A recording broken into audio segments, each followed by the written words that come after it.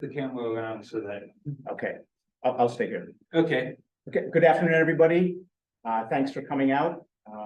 First up, before we get started, I want to thank the Brockton Public Library and in particular, Warren Nelson for hosting me today. Before we get started, a couple of quick things. If folks here could please silence their cell phones. Also, if you have any questions, please save them to the end of the show. It's about 50 minutes and we're going to have some time for Q&A. So if you have any questions, please save them until the end. How's everybody doing with the cell phones? yeah. You good? Yeah. All right. And now, tales of a reluctant world traveler.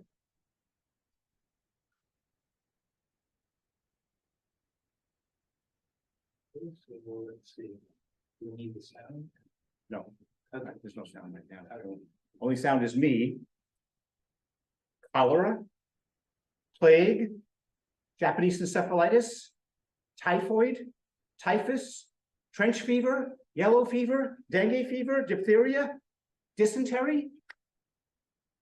That's just a sampling of what I could face on an upcoming 4-month solo trip around the world. According to the experts, I wasn't supposed to drink the water, eat the food, or kiss the women. Swimming in fresh water, walking around barefoot, definitely out. But there was one thing I feared more than any ghastly disease, and I'll get to that a little later. So this trip took place in 2007. I've been working as an editor for PC World magazine for 15 years. I don't mean to brag, but I was an executive editor until I got laid off.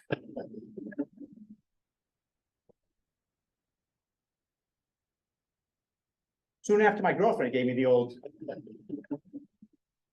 So I moped around my apartment for a couple of days. I moped around the local coffee shop for a couple of days. I moped around the gym for a couple of days. And finally, I started moping around the local bookstore. And I found myself in the travel section. And I started thumbing through all the Lonely Planets and the Rough Guides. You know, these gorgeous travel guidebooks with the sumptuous text and delicious photos and the descriptions of the places you'll go and the things you'll do and the people you'll meet. And pretty soon I could almost smell the coconut suntan lotion. I could almost hear the bellowing of howler monkeys and the screeching of macaws. But there was one thing that concerned me. Every one of these guidebooks had a graphic, detailed passage on sexually transmitted diseases. My first reaction was, whoa. But then I thought to myself, you know, I bet these world travelers are a friendly bunch. So using the books, I went ahead and booked a 4-month solo trip around the world. I started in Boston, went to Venezuela, Greece, South Africa, Thailand, Vietnam, Cambodia, Australia, New Zealand, and back to Boston. 4 months of solo travel. Now, most people, when they return from an exotic trip, they rave about the food and the culture and the friendly local people. I'm not going to say that they're lying. I'm just going to say my experience was a little different. You could say there were some teachable moments. You could say it was an experience more than a vacation. Actually, I'm not going to lie. I had a rotten, miserable time for large portions of the trip. And I take some responsibility for that. Before this trip, I was not an experienced traveler. I'd been to Canada, I'd been to Mexico, I'd been to Europe, but those were 1 or 2 week vacations. This was 4 months of solo travel. Another issue, I'm not the hardiest person in the world. I'm not wild about loud noises, weird smells, or being crammed together with people who sweat. The public toilet seats, you know, some people put down 1 layer of toilet paper. I put down 3. Another issue, I spent a little too much time on the internet. So after I'd already booked all the flights, made all the arrangements, I couldn't stay off my computer. And guess what I found? So this is a slide from the Center for Disease Control's website, and it's a map of the diarrhea hotspots around the world. So the hotspots are in red, and the trajectory of my trip is in black. So as you can see, I was going to be hitting all of the diarrhea hotspots. Another issue was I found something called guinea worm disease. Any tropical doctors out there? I've heard of it. Okay, let me explain. So I mentioned earlier that in certain countries, the experts don't want you walking around barefoot or swimming in fresh water. And what they're concerned about are parasites like guinea worm. And apparently the way this works, you ingest some infected water, the parasite gets into your body, and over the course of time, it grows into a 3-foot worm. And apparently you can feel this thing crawling around under your skin. And then when it's ready to reproduce, it pops its head out of a blister in your foot. I know this slide kind of upsets a lot of people, so I'm just gonna shut it off. I mean, the last thing I want to do is upset anyone, and I really appreciate the library for hosting me today. And what the hell? Yee, yee, yee. Woo! And that's when I realized it was probably time to consult an expert. 6 weeks before my departure, I found myself in the waiting room of a Boston travel vaccine clinic. A nurse wearing a black hoodie under a lab coat hustles me into her office. Her computer has a bumper sticker. I stop for entrails. So she asks, where are we heading? Let's see, I'm going to Venezuela, Greece, South Africa, Thailand, Vietnam, Cambodia, Australia, New Zealand. Wow, wish I got that much vacation. Actually, I just lost my job. Oh, bummer. She taps her keyboard and then looks directly at me. You're going to need 7 shots, 3 more visits, and we'll need some blood. A new BA, you'll be fine. She hands me pamphlets on malaria and something called chicken gunja fever. Then she starts doling out the prescriptions. If you get the runs, in Vietnam, take ciprofloxacin. In Thailand, take azithromycin. In Cambodia, I want you to take Pepto-Bismol daily. It can turn your tongue black, but some women might like that look. By the time she finishes with me, I'm afraid to leave my apartment, never mind the country. But there's no turning back. I've already spent $6,000 on plane tickets. I better come back with something that doesn't require antibiotics. A job, a woman, or at least some material, my Match.com profile.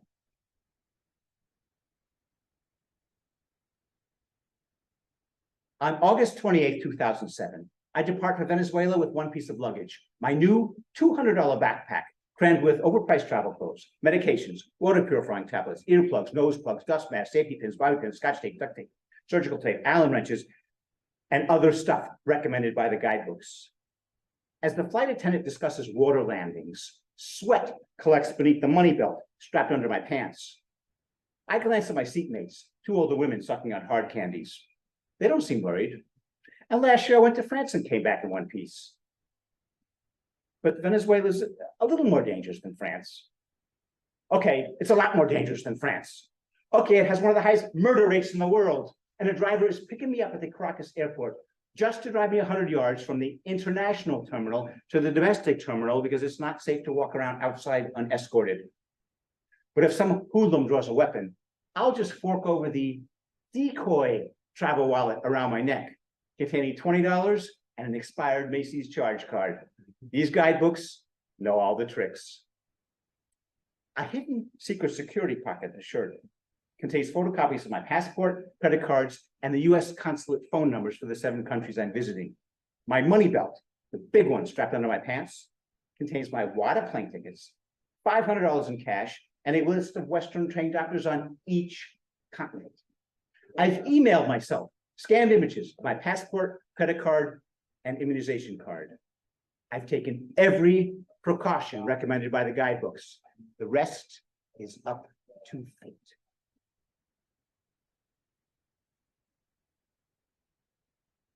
So here's where I was heading, Venezuela, so we're at the base of the Caribbean. And what I was doing, I was flying into Caracas and changing there for a domestic flight to Margarita Island. Now, Margarita Island used to be the Venezuelan equivalent of, say, Martha's Vineyard. It was also a world-famous windsurfing destination. At the time of this trip, I was a beginner intermediate windsurfer, and I wanted to hit all of these famous spots. And again, one of them, Margarita Island. So I had made arrangements with an outfitter on Margarita Island. A month before the trip, I get a manila envelope in the mail this thick. And most of what's in that envelope are instructions on what to do once I get to the Caracas airport. So I get to the Caracas airport. I look for a guy with a sign with my name on it. He grabs my hand. He takes me out to the curb. We jump into a huge black SUV. We drive 100 yards from the international terminal to the domestic terminal. He grabs my hand. He takes me inside. He buys my plane ticket. He points to a chair and says, "You sit there until your flight is called. You do not get a drink of water. You do not go to the bathroom. And heaven forbid, you do not walk around outside." Okay, I got it. Venezuela was a dangerous place. But in addition to my fears about crime, another issue with the trip, another issue that I had with the trip was this whole notion of budget travel. So these guidebooks also refer to budget travel as backpacking. So it's, something adventurous. You're not going on some prepackaged trip, pal. You're lighting out on your own. You're backpacking. So backpacking basically means you're living out of a backpack. So I was traveling for 4 months. If it didn't fit in the backpack, it didn't go on the trip. So what this meant is I was basically wearing the same clothes for 4 months. I did wash them, but by the time I got home, I couldn't get the smell out and ended up having to burn some of the clothing. Another issue with the trip were the accommodations. I couldn't afford to stay at Hyatt Regencies every night, so the guidebooks recommend staying at youth hostels. Now, who stays at youth hostels? Youths. So most people, when they take a trip like this, they're in their late teens or early 20s. When I took this trip, I was 48 years old. So here's a photo of me in New Zealand, and I'm out having dinner with my hostel mates, and you can see they're all like, yeah, this is great. And then you can see me in the corner over here, just get me the hell out of here. Still, there was one thing I feared more than a youth hostel filled with youths, and I'll get to that a little later. Another issue with the budget travel was the actual travel. So I was not flying first class. I was not flying business class. I was barely flying coach. And what that meant was I had a lot of red-eye flights and a lot of red-eye flights with multiple stopovers. And the guidebooks recommend when you have a stopover, it should be at least 5 hours. So that way, if your flight coming in is delayed or you have trouble getting through customs, you've got a nice buffer, because if you miss one of these flights, it's kind of a cascading effect and you don't want to get stuck somewhere. So here's a sample of some of the flights. Actually, I had a period where I took three red eyes in a month, and here's a sample of some of them. So Venezuela to Greece, standard flight to Europe, a little jet lag. Then Greece to South Africa. That was a 10-hour overnight flight. But the nice thing about that was it was in the same time zone. But the worst, the absolute worst flight was from Cape Town, South Africa to Bangkok. So the flight went something like this. I left Bangkok at 7 a.m. I left Cape Town at 7 a.m. I arrived at Bangkok at 4 p.m. the next day. So the flight went something like this. Cape Town to Johannesburg, 5-hour stopover. Johannesburg to Hong Kong, 5-hour stopover. Hong Kong to Bangkok. So between the stopovers and the flights, it was 28 hours. And then there was a 5-hour time change. And this is a selfie of me getting off the plane in Bangkok. Another issue with the trip, again, I take responsibility for this. My expectations were a little out of line. So I mentioned earlier, I was a beginner intermediate windsurfer. So if the winds were 15, 20 miles an hour, no problem. So here's a photo of windsurfing on Margarita Island. Again, the winds 15, 20 miles an hour. Perfect. I didn't get murdered even once. But the next place I was going to go windsurfing was Greece.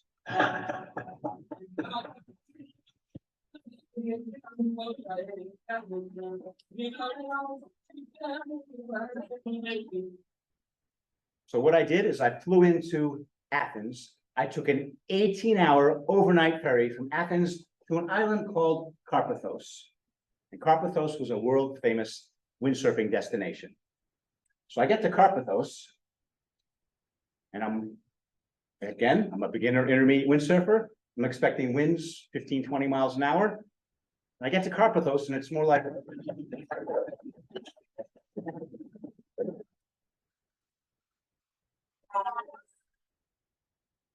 the winds are 40, 45 miles an hour. I can't stay on the windsurfer. They take me from the adult beach and bring me down to the kiddie beach. The winds are still 35, 40 miles an hour. I can't stay on the windsurfer. I spend most of my time either in the water or in bed with a cold.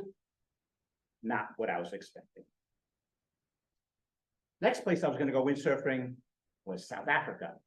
So I was doing something called the garden route, where you travel up the eastern coast of South Africa and you stay in these little beach towns. So I get to Cape Town and I'm thumbing through the travel literature, trying to figure out where am I going to go windsurfing. But I noticed that there was another activity they offered in the same waters as windsurfing. And that activity was shark cage diving. And the way the shark cage diving worked, you pay an outfitter an outrageous amount of money. They take you out on the water. They put you into a steel cage. They drop you over the side and you can pet the great white sharks. So I thought to myself, okay, windsurfing, great white sharks, windsurfing, great white sharks, windsurfing, great white sharks, windsurfing, great white sharks. No, thank you. Still, there was one thing I feared more than being eaten alive by a great white shark, and I'll get to that a little later. Another area where my expectations were a little out of line was sightseeing. So one of the places I was going was Cambodia. And if you go to Cambodia, what you want to see is Angkor Wat. And that is the largest religious structure in the world. And if you're going to visit Angkor Wat, you stay in a little town right next door called Siem Reap. So I get to Siem Reap. I buy a 3-day pass to Angkor Wat. I'm walking around Angkor Wat for 3 hours, and I become what's known as templed out. I cannot look at another pile of moss-covered rubble. I am done with Angkor Wat. And this is when I realized, maybe I'm just not a sightseer. When I was in Athens, I saw the ruins, and I was like, you know what? That looks like an unfinished parking garage. So I'm stuck in Siem Reap for 2 more days. I'm done with Angkor Wat. So I'm thumbing through the travel literature, trying to figure out what else is there to do in Siem Reap.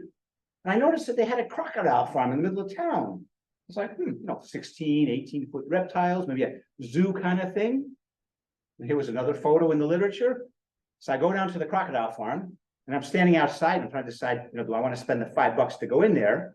And I noticed that next to the crocodile farm, there was a swimming hole filled with children. I was like, okay, crocodile farm, swimming hole filled with children. No, thank you.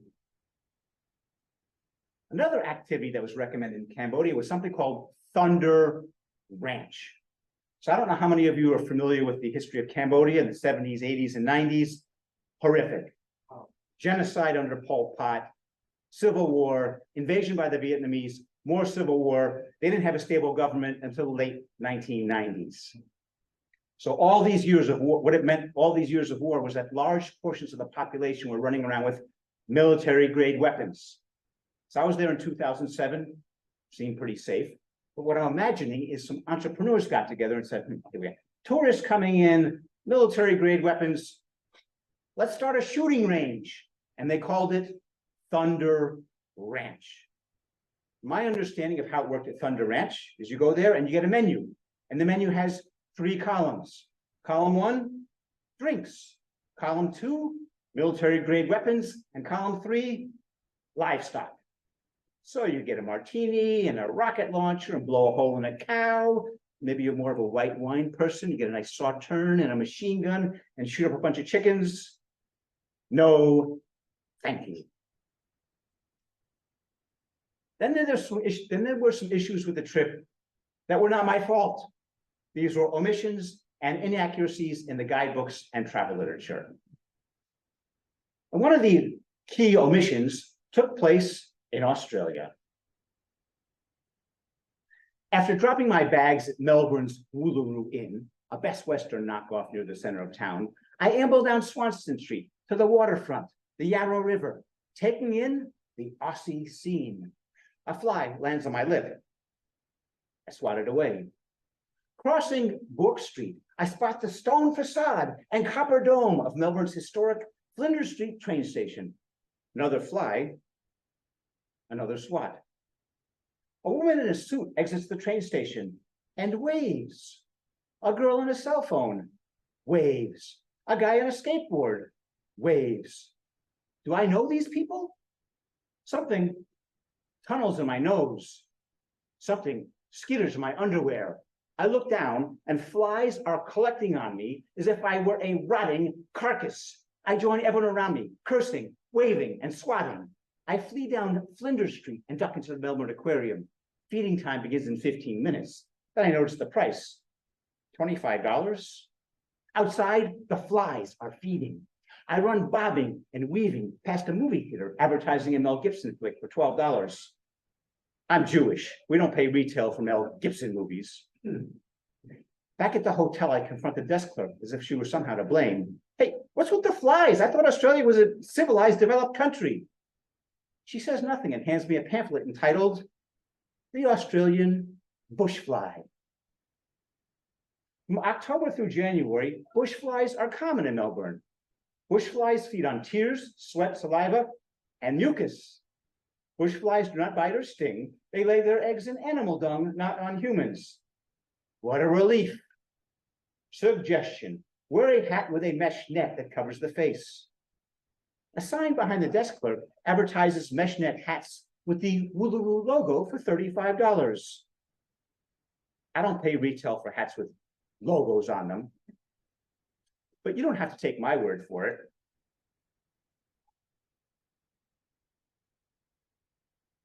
Still, there was one thing I feared more than being buried alive by Australian bushflies, and I'll get to that a little later. Another inaccuracy had to do with some of the guidebooks recommendations.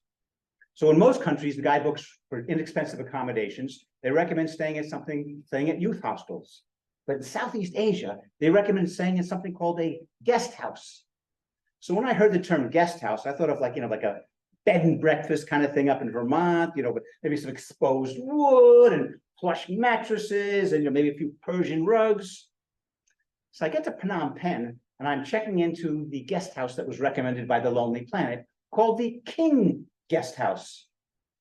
And I'm looking around the lobby and I don't like what I see. I don't see exposed wood. I see lots of plastic and melamine, and I'm guessing the Persian rugs and the plush mattresses are probably out. Actually, let me read you the review from the Lonely Planet for the King Guest House in Phnom Penh. In Phnom Penh, Elvis lives on, in name at least.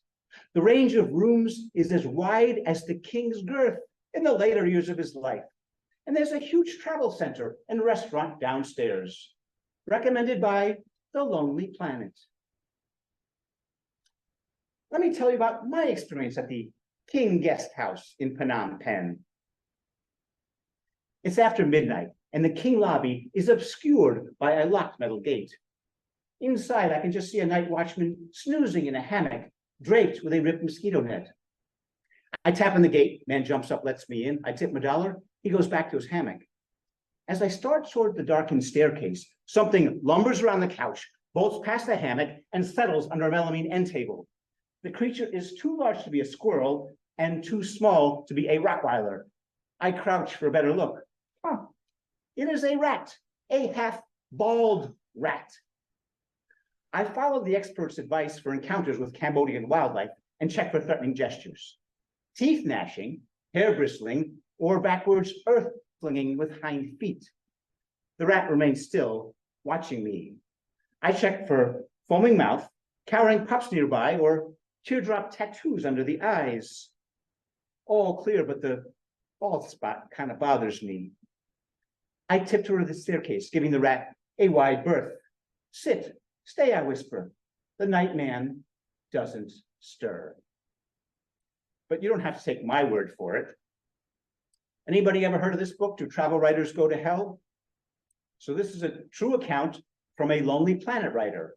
And apparently the way this used to work, Lonely Planet would give the writers some money, budget, send them off to whatever the country is, and they're supposed to recommend places to stay, things to do, places to eat. This particular case, writer gets his money, he goes down to Brazil, and he's supposed to cover large portions of the country. So the first week he's down in Brazil, as you can see by the image, he's having a pretty good time. By the end of the week, he's spent most of his money and he hasn't seen any of the country. So he starts making things up.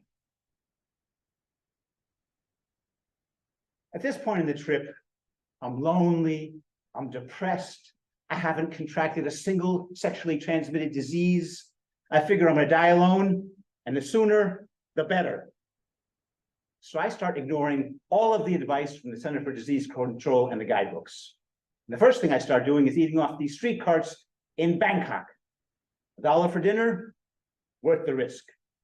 So this is a typical street cart, and the food's just kind of sitting out in the Bangkok air.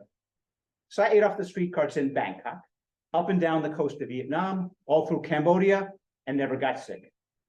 So I figured if I'm sampling the local cuisine, I might as well sample the local vintages. So this is Vietnamese snake wine. So you've heard of mezcal, it's the tequila from Mexico. They got a little worm in the bottle. Vietnam, they're not screwing around. These bottles are about this big, and they have an entire cobra pickling in rice wine. This particular vintage, the cobra has a scorpion in its mouth. Now, the Vietnamese snake wine is supposed to have some mystical properties. It's supposed to be really good for the male virility. So I sampled the wine, had kind of a rubbery aftertaste. I wouldn't drink it again, and it didn't do anything for my virility, but I survived. Another thing I started doing were adventure sports. So a lot of the countries I was visiting, they don't have the same liability laws they have in the US. So activities that would be too dangerous, or where you'd have to sign pages and pages and pages of release forms, you don't have to worry about that in these countries. And ground zero for adventure sports is Queenstown, New Zealand. So one of the things they offered in Queenstown was something called the Zorb. So this is a large inflatable ball, and there's actually people in there, and you roll around on this in this thing. And I guess it's kind of dangerous because you can't really steer, and people have gone off cliffs and died. I didn't try this, but I tried something else called riverboarding. So you've heard of whitewater rafting? This is whitewater rafting without the raft. So you're on a giant kickboard, they're called boogie boards, and here's a photo of the instructor waving everybody into the rapids. Yeah, this is great. I tried this once. I would not try it again. Another activity I tried was bungee jumping. So that's me. And the way the bungee jumping works is they bind up your feet so you can barely walk, and they push you out to the end of this little platform. And you get to the end of the platform and you're like, excuse me, sir, how long have you been in this line of business? And he really couldn't care less. He goes back to his cell phone. So all you can do is yell mommy and then jump. So this particular jump was 400 feet, and your body could get going up to 80 miles an hour. And you bounce up and down. And you bounce up and down. And then when you're done bouncing, they have a giant winch that brings you back up to the platform. So I did this 3 times. I did it twice in New Zealand. I also did it in South Africa. Now, this particular jump was off something called the Blaukrans Bridge. And this jump was much higher. This was 660 feet. So the Blaukrans Bridge, as you can see, it's a bridge. There's buses and cars going across the top of it. And then down here, there's a little platform that you jump off of. And the way they measure these jumps, the height of the jump, is from the platform all the way down to the ground. But the bungee cord doesn't go all the way down to the ground because that would hurt a lot. So 660 feet. Anybody ever been to the top of the hub in Boston? So 660 feet, that's equivalent. You go to the top of the hub, you have a nice dinner, after dinner drink, and jump out the window. So I did this 3 times, never got hurt, never saw anybody get hurt. But apparently, it can be a little dangerous. New Year's Eve, a 22-year-old Australian Erin Langworthy's bungee jump over the Zambezi River has a certain style as she sets off. Then disaster as her jumping cord snaps and she plunges into the crocodile-infested waters.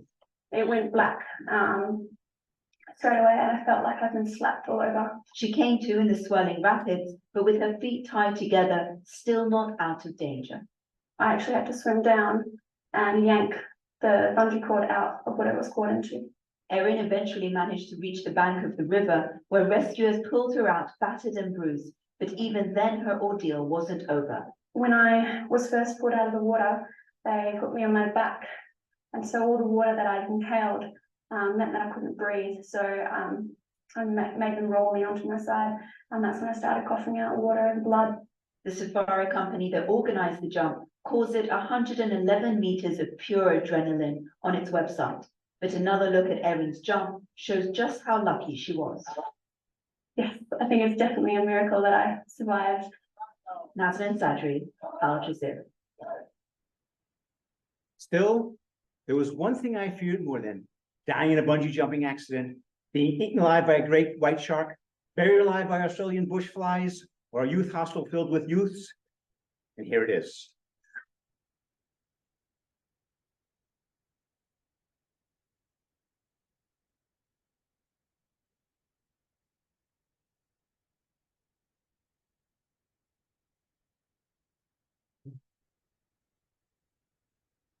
That is a squat toilet.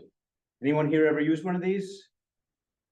For those of you that haven't, let me describe the experience. Inside the tiled room, I reach for a light switch and can't find one.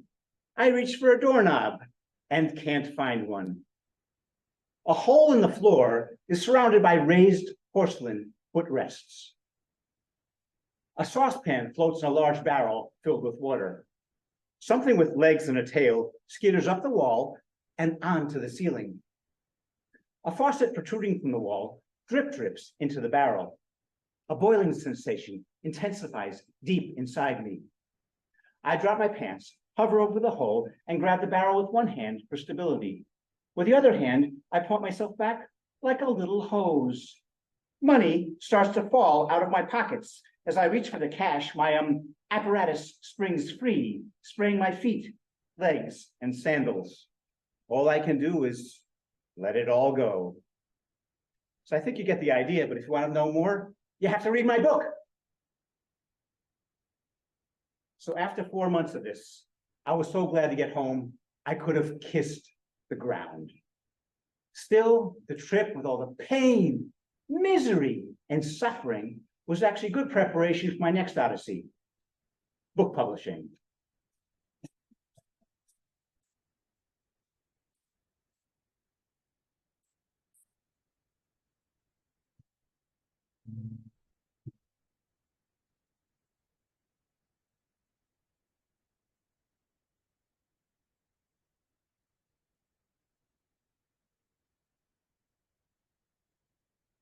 So on the trip, I mentioned I spent a lot of time alone. I'm a writer. When I'm alone, I write. So I kept a blog. It was called The Loneliest Planet. It's still out there, loneliestplanet.com. So by the time I got home, I had 150 pages of kvetching and moaning and moaning and kvetching. And around this time, this particular travel memoir was selling very well. By 2007, she'd sold 5 million copies. I figured 1% of 5 million, 50,000, I'm not greedy. I'd be happy with that. So I read her book. I read another travel memoir called The Sex Lives of Cannibals. And this is about a whiny guy like me. He goes out to an island in the South Pacific, has a rotten, miserable time. Very funny book. So I read both of these books and I figured, you know what? I worked for a computer magazine for 15 years. I can write a travel memoir. So I took writing classes, joined writing groups, and attended overpriced writing conferences. And after a year and a half, I had a travel memoir. And I showed it to a literary agent, and the literary agent said, you know, actually, there's no market for travel memoirs anymore. The hot thing, memoirs. Anybody heard of this book, Running with Scissors? It's a memoir, a very funny book, takes place in Western Massachusetts. It got turned into a movie. Another memoir that was selling very well around this time was called A Million Little Pieces. And this one has kind of an interesting story. So originally this was a novel, and the author couldn't find a publisher. So I'm imagining he thought to himself, let's see, memoirs are the hot thing. Silly me, it's all true. So he repositioned this as a memoir, and he got a big book deal. He got selected by Oprah for her book club. And one day he's on Oprah's show, and he mentions, oh yeah, actually some of it's not true. So I thought to myself, wait a minute. He can write a memoir that's not true. I can write a memoir that's not true. So more writing classes, more writing groups, more overpriced writing conferences. And after a year and a half, I had a memoir. And I showed it to a literary agent. The agent was like, you know, there's no market for memoirs anymore unless you're a Kennedy. And I was like, well, I am a Kennedy. My Photoshop didn't fool anybody. But the one thing the agent said to me was my best bet as a debut author was to turn this thing into a novel. So more writing classes, more writing groups, more overpriced writing conferences. And after a year and a half, I had a novel. And I showed it to a literary agent, and the agent was like, have you ever thought about writing a travel memoir? So I was like, eesh, Then I thought to myself, you know what? I just took this 4-month solo trip around the world. I survived this, I survived that, and I survived this. So I doubled down. More writing classes, more writing groups, more overpriced writing conferences. The other thing I started doing was memorizing bits and pieces and performing it around Boston. I would perform at comedy open mics. I would perform at poetry open mics. I would perform at story slams. I didn't care. If there was a microphone, I would get up there. So one night I'm at a party and I'm talking to a theater director who's seen some of my stuff. And he said, you know what? You probably got enough material there for a 1-hour, one-man show. And there's a circuit of amateur theater festivals all around the US and Canada. They're called fringe theater festivals. So I hired this director, and after a year, we had a 1-hour, one-man show called the Chronic Singles Handbook. Now, the Chronic Singles Handbook was about a chronically single guy who takes a trip around the world, hoping to change his luck with love. Sounds kind of wholesome and sweet. We've all heard of Eat, Pray, Love. Actually, this is nothing like Eat, Pray, Love. There's adult situations, adult language, and more adult situations. So it's twice your daily adult requirement for adult situations in 1 hour. However, it's based on a novel. So these are high-end literary adult situations. This is not the sleazy stuff. So I performed this show at 30 different fringe theater festivals around the US, Canada, and I did the big one in Edinburgh, Scotland. And I got some decent reviews. So around this time, I'm feeling kind of confident about my material. 2015, I finally finished the novel. 80,000 words, that's 325 Microsoft Word pages. So the way the process works, if you want to get the big bucks like Elizabeth Gilbert, you need to get a big publisher. In order to get a big publisher, you have to get a literary agent. In order to get a literary agent, you need to write something called a query letter. Now, a query letter is a 1-page pitch letter, and it's got to be perfect. So I took more writing classes, more writing groups, attended more overpriced writing conferences. Finally, I had my manuscript and I had my query letter. And I sent it out to 30 literary agents. And none of them wanted it. I sent it out to 40 more literary agents. And none of them wanted it. I sent it out to 30 more literary agents. And none of them wanted it. So the next step in the process, if you want a big publisher, got to get a literary agent. If you can't get a literary agent, you become your own literary agent and you send the book out yourself to smaller publishers. So smaller advances, smaller print runs, but you get a book. So I sent it out to 15 small presses. And these guys were interested. The Permanent Press out of Long Island. I get a call February 2016, one night, 6 p.m. Publisher calls, love my book, wanted to offer me $1,000 advance. And then he sent me a contract. Contract? I'm a writer, I don't know anything about contracts.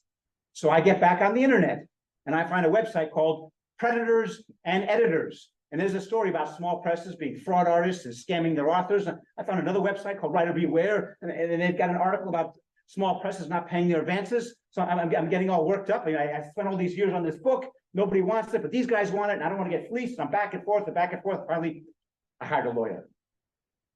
The lawyer charged me $350 to read a 6-page contract. So my advance was $1,000. A third of it goes to the lawyer. The lawyer says, basically, this contract is okay, but there are a couple things you might want to negotiate. I'm a writer. I don't know anything about negotiating. So I get back on the internet and I'm finding all this stuff and I put together a spreadsheet and all these different permutations. I'm going to say this, and if he says that, then I'll say this, and I'm back and forth and back and forth. And the night before the big negotiation, there's one person I want to talk to, my father. So my father was in his 80s. He'd been a small businessman his whole life. He knew how to negotiate. I call him up, Dad, any advice? My father says, so how many other authors do you have? Dad, I don't have any. Shut up and sign the contract. So I signed the contract. The next step in the process is they send you the cover. And you're the author, you're supposed to approve it. So I get this cover. And I am not happy with the cover. In fact, I am offended by the cover. You see, the permanent press specializes in literary fiction, which means my book must be literary fiction. There are no beer bottles in literary fiction. That should be a champagne flute or a martini glass or a brandy snifter. It shouldn't be a beer bottle. But the other thing they sent me was the author photo. So I send this and I send that to a couple of friends that also know nothing about book publishing. My friends say, you know what? Why don't you tell the publisher that you want to use your author photo for the cover? And I'm like, what a great idea. But first, I want to talk to my father. So I call home, father's not there. My mother picks up the phone. I send her this, I send her that. I go, Ma, what do you think? So, Mr. Big Shot author, how long have you been in book publishing? Ma, it's been 3 months. How long have they been in book publishing? 35 years. Shut up, the cover's fine. So the cover was fine. The next step in the process, reviews. So when the publisher sent me the contract, they also sent me this author letter that I didn't read for months later. And the author letter went something like this. Dear author, we wanted you to know what the book world is really like. Generally speaking, books by non-celebrities sell between 700 and 1,500 copies. To even ensure that many sales, it is imperative that the pre-publication reviews be good ones. The implication there is no reviews, no book. So the way the process works, my book is supposed to come out in March 2017, November 2016, several months ahead of time. The publisher sends out copies of the book to reviewers. Reviews as of December 21st, 2016. Nada. Reviews as of December 28th, 2016. Zilch. January 10th, I get a call from the publisher.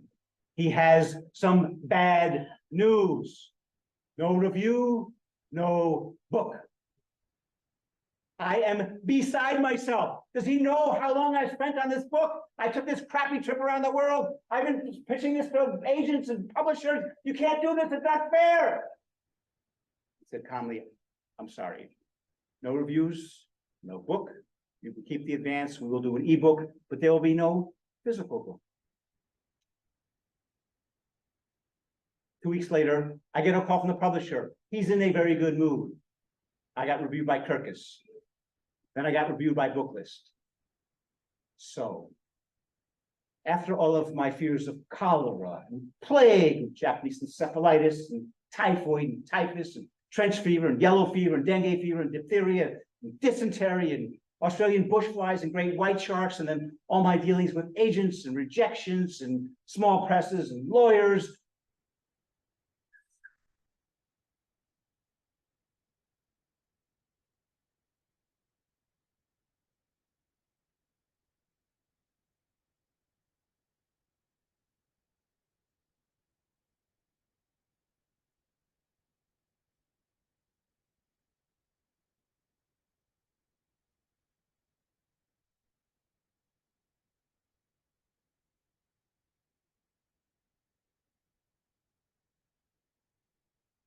Finally got my book. Thank you.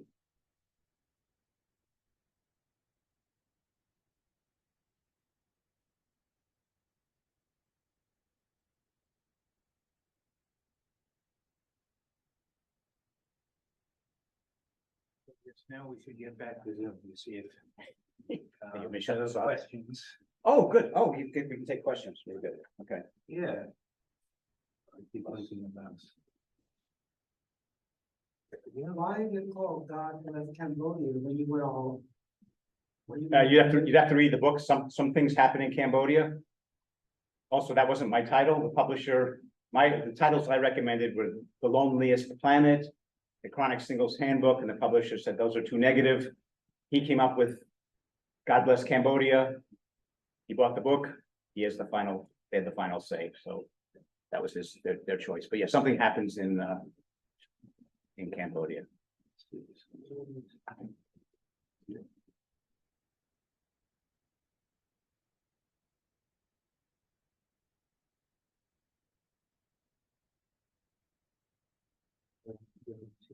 Oh, stop the share, yeah, great. Oh, yeah, I can stop the share now. That'll get me full. Well, yeah. Okay.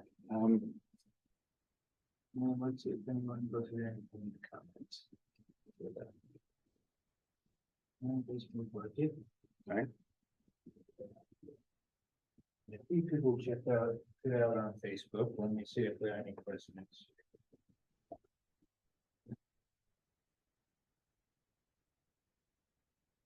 Otherwise, I will be sharing the recording, so maybe people will have questions after they watch the recording. Okay, then you can email me. If you want me to answer them?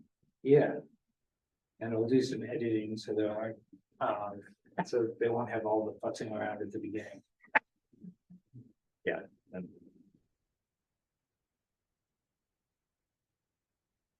It doesn't look like anyone is. So I had, I think, 3 people check it out on the, live, but hopefully I'll have more later. Okay. I think maybe it kind of depends on the time, how many people you actually get to check it out. And you normally do yours at your performances and author talks are at 3 PM? Yeah, if Older we're audience. open later, I'll do it later. But yeah, we have to do a joint library opening hours and only up until 5 today. Oh, I didn't know that. Okay. But yeah, it doesn't look like anyone's asking any questions. So maybe we'll have some more later. Okay. But so it's partially a novel, the book, right? It's fully a novel. Oh, okay. It's a novel. It's inspired loosely by my trip, but Oh, okay. yeah, it's maybe 12% factual. Oh, okay. I mean, it went through all these iterations, so it's a novel. You can make up whatever, So does that throw mean, people in there, make up names of cities and towns and.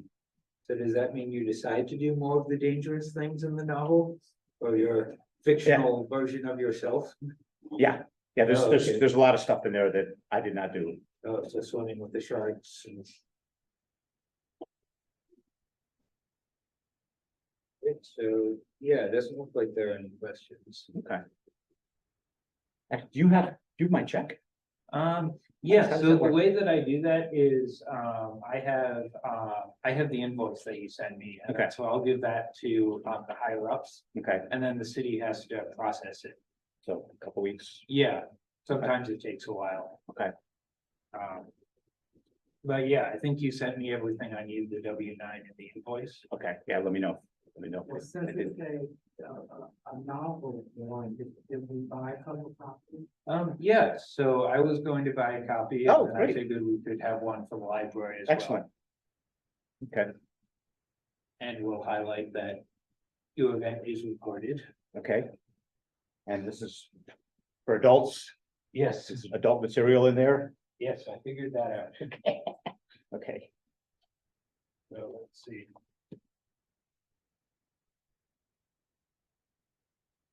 I feel like there's some accounting and David Sedaris book without giving one. oh, okay, oh, well, that would be perfect for him. Yeah. Yeah, he's also, he's at the bodily functions and, Let's see, do you take cards or just, cash? I can take a card. Okay.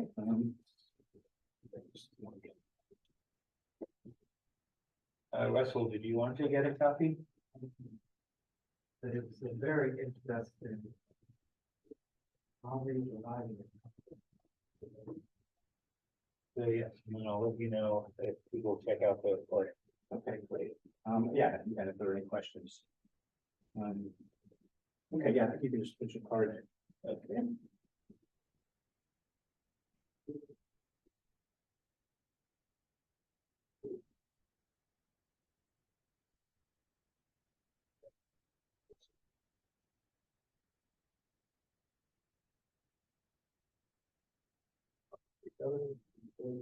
Others.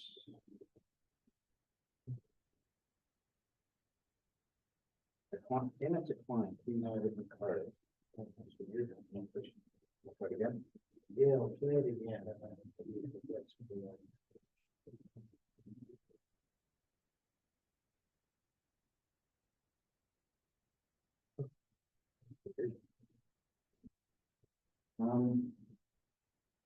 If I,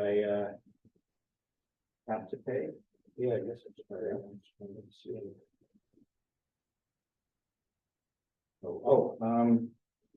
That was on the phone. Okay, I'm right. Okay, so tap on. Let's see. Yeah. Push it over there. Oh, then. Then the one of the other way. Oh, I think that, oh, that did it, okay. Wow, technology cooperated.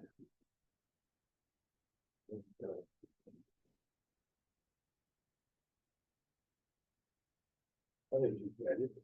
Okay.